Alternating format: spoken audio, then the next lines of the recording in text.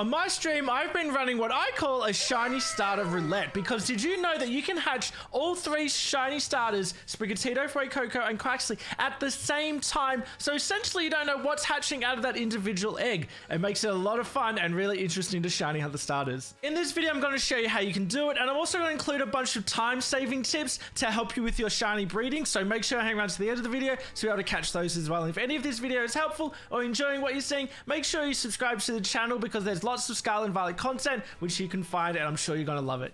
Let's get into it. Now, I've been doing this with the starters, but you can actually do it with any 5 Pokemon that you want, or even up to 6 Pokemon if you know the particular egg groups. There's someone in my Twitch community that's actually been doing it with all 3 of the starters, plus Scorbunny, plus Charmander, for a true starter roulette. So I think that's really cool too. Now, the first thing we want is a foreign Ditto, because if you have 2 different breeding partners from different languages, you get an increased shiny chance called the Masuda method. So if you don't have a foreign Ditto yet, you can use the global Ditto trade code, which is 448.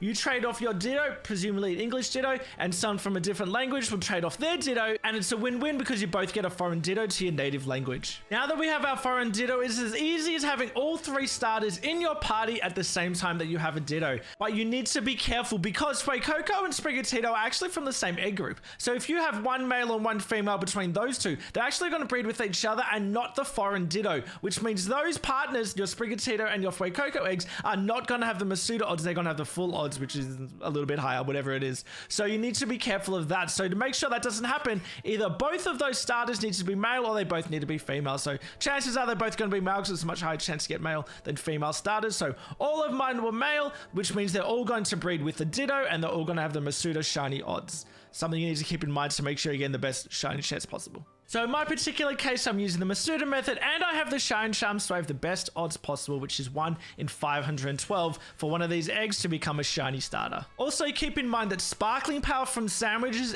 and using a shiny Ditto do not have any effect on the shiny chance of your egg. But once you've done all that, eventually, once you start hatching the eggs, your boxes are going to look something like this, and you can see that they're all sprawled out with lots of different starters, which I think looks really cool. Now, I'm a bit of a stats nerd, so I wanted to see which of these was starting to spawn a little bit more frequently, or if it was pretty true to the 1 in 3 chance. And I found out that there was actually quite a few more Sprigatitos. When I counted them, and there's 215 eggs here, I found that 87 of them were Sprigatito, 63 were Fuecoco, and 65 were Quaxly. So quite a few more Sprigatitos, and I was wondering why that was. I knew that Sprigatito was the best one, but I didn't know why that was. And eventually I found out it was because I had Meowscarada, which I was breeding with, at the top of my party. Well, I had Ditto first and then Meowscarada. So Ditto has some favorites, and whatever's at the top is the one that's going to breed a little bit more often with. So it means that I had more Sprigatito eggs than I had the others. So if you want a true 1 in 3 chance, the best thing that you could do is every time you do a sandwich is change the Pokemon that's at the top. And if you do 3 sandwiches,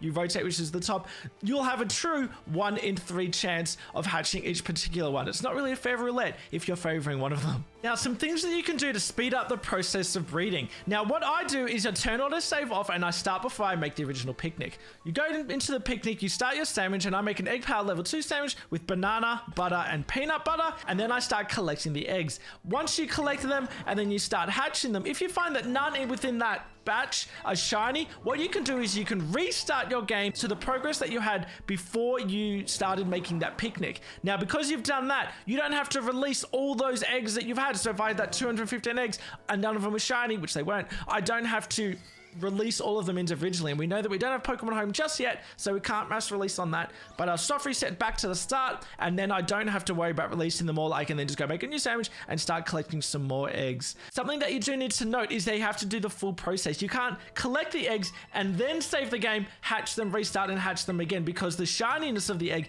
is determined when you first get the egg. So once you've got the egg, that Pokemon that's in the egg is shiny or not shiny from there. You can't just hatch it and hatch that same egg over, because it will not change. Does that make sense? Of course, if you're hatching eggs and you actually get the shiny, you'll want to save the game, so you will have to manually release those Pokemon that were not shiny, but it'll be worth it because you got the shiny, so that's fine. But I hope you enjoyed all these tips, guys, and good luck with your shiny starter roulette too. If you want to check me out, twitch.tv/MetalFear4, you can watch my shiny roulette to see how I'm going. Or, of course, I'm doing lots of shiny hunting anyway, so come check us out on Twitch. And, of course, if you liked the video and want to see lots more like it, make sure you subscribe to the channel and give a video a like as well. Thanks, guys.